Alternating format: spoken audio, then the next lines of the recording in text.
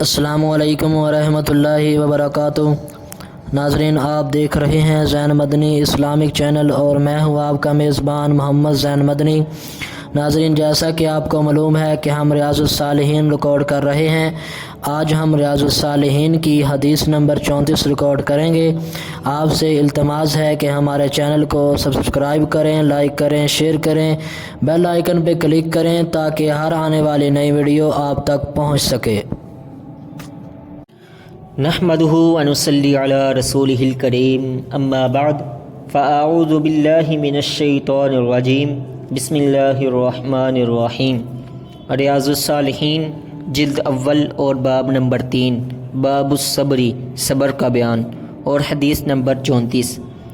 حضرت انس رضی اللہ عنہ بیان کرتے ہیں کہ میں نے رسول اللہ صلی اللہ علیہ وسلم کو یہ فرماتے ہوئے سنا، اللہ تعالیٰ فرماتا ہے، جب میں اپنے بندے کو اس کی دو پیاری چیزوں کے ذریعے سے یعنی آنکھوں سے محروم کر کے آزماؤں، پس وہ اس پر صبر کرے تو میں اس کے بدلے میں اسے جنت دوں گا۔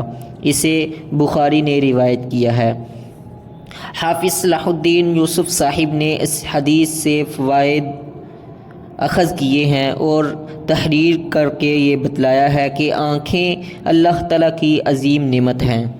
قرآن مجید میں اللہ تعالیٰ نے بطور احسان ان کا تذکرہ فرمایا ہے۔ عدم بصارت یعنی آنکھوں کا نہ ہونا دنیا میں بہت بڑی محرومی ہے، اور اللہ تعالیٰ جزا بھی بقدر مشقت عطا فرماتا ہے۔ اس لیے اس محرومی پر صبر بہت بڑا عمل ہے جس کی جزا جنت ہے، بشرطے کہ نابینا ایمان کی دولت سے مالا مال ہو۔